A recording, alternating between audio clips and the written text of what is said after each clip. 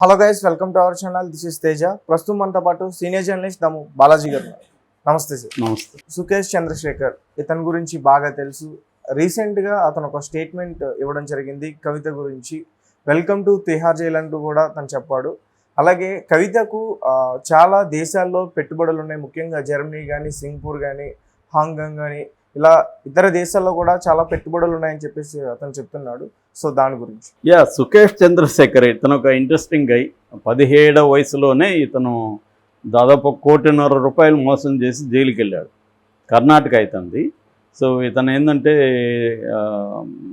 చిన్నప్పటి నుంచి కూడా వెరీ షార్ప్. ఇతనికి తమిళ్ వచ్చు, కన్నడ వచ్చు, తెలుగు వచ్చు, హిందీ వచ్చు, అలా మల్టీలింగ్వల్, వెరీ టాలెంటెడ్ గై.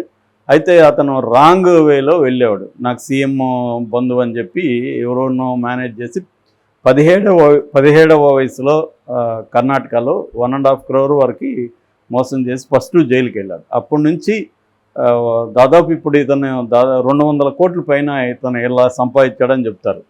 లాస్ట్ కేసు ఏదంటే శశికళ ఉంది కదా, శశికళ పార్టీకి ఎలక్షన్ కమిషన్లో నేను మేనేజ్ చేసి దానికి గుర్తింపు తీసుకొని వస్తానని 50 కోట్లు తీసుకున్నాడు వాళ్ళ దగ్గర. మరి వీడిని నమ్మి ఎలా ఇచ్చారనేది ఆశ్చర్యం.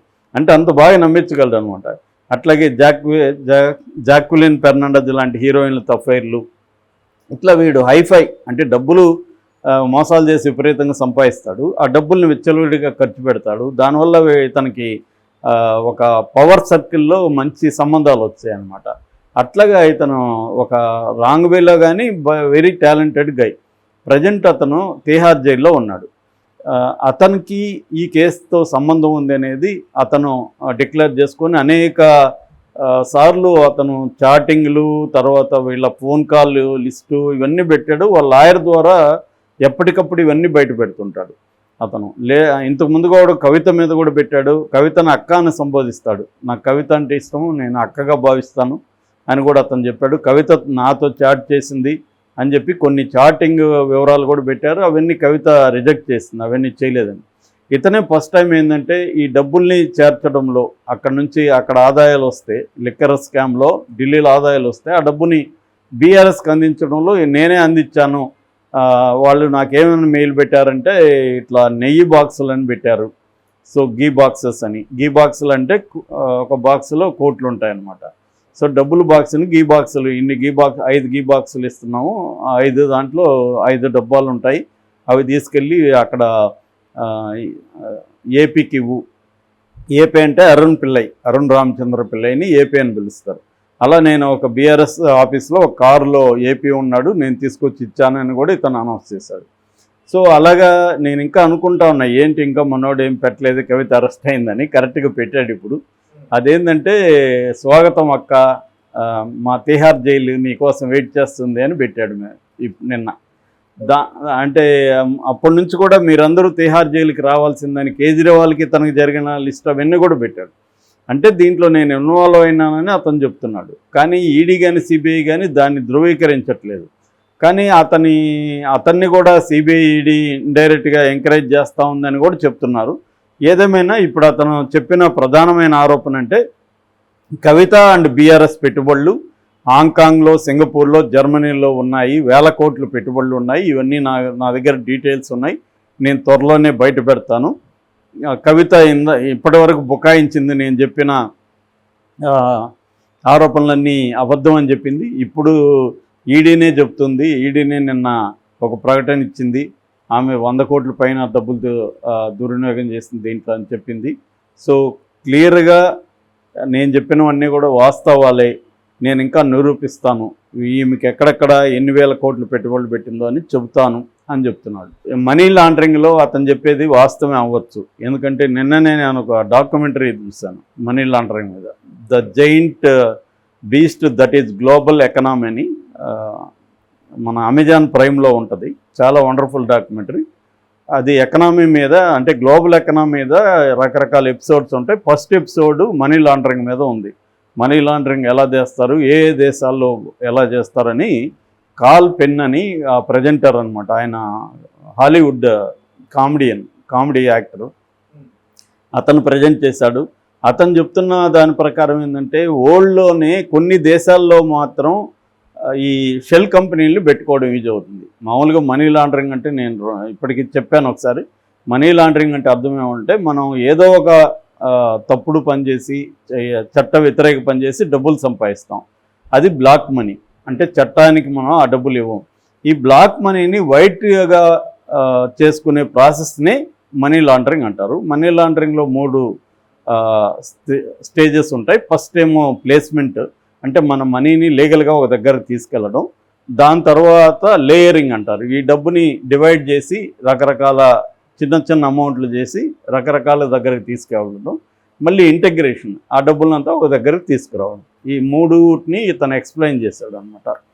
సో ఇతను చెప్పేదాని ప్రకారం ఏమంటే కొన్ని దేశాలు ఏంటంటే ఆ దేశాల్లో ఎకనామీ అంత బాగలేకపోవడం వల్ల విదేశీ డబ్బుల్ని ఆకర్షించడం కోసం కొన్ని దేశాలు ఏం చేస్తున్నాయంటే ఈ షెల్ కంపెనీ అంటే అర్థమేమి, ఓన్లీ పేపర్ మీదే కంపెనీలు, అవేం యాక్టివిటీ ఏమి ఉండదు. కానీ యాక్టివిటీ జరుగుతున్నట్టు, దాంట్లో లావాదేవీలు జరిగినట్టు రికార్డ్స్ క్రియేట్ చేస్తారు.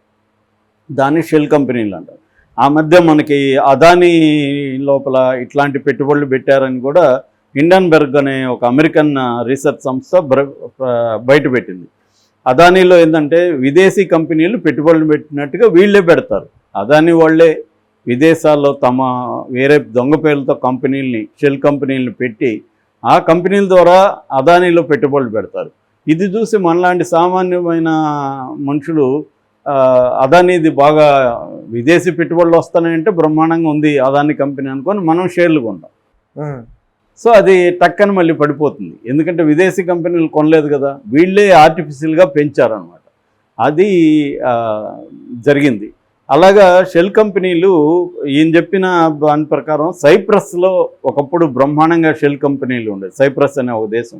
ఇతను వెళ్ళాడు కూడా, మనకు అవన్నీ కూడా చూపించాడు ప్రాసెస్.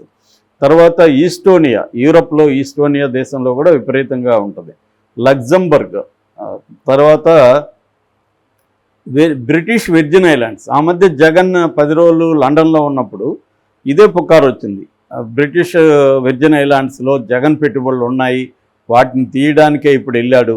ఎందుకంటే ఎలక్షన్లు వస్తున్నాయి కాబట్టి ఆ డబ్బులు తీయడానికి జగన్ 10 రోజులు ఉన్నాడు. లేకపోతే వాళ్ళ కూతుర్ల కోసం 10 రోజులు లండన్లో ఎందుకు కూర్చోవాలి, వాళ్ళే రావచ్చు కదా ఇక్కడికి.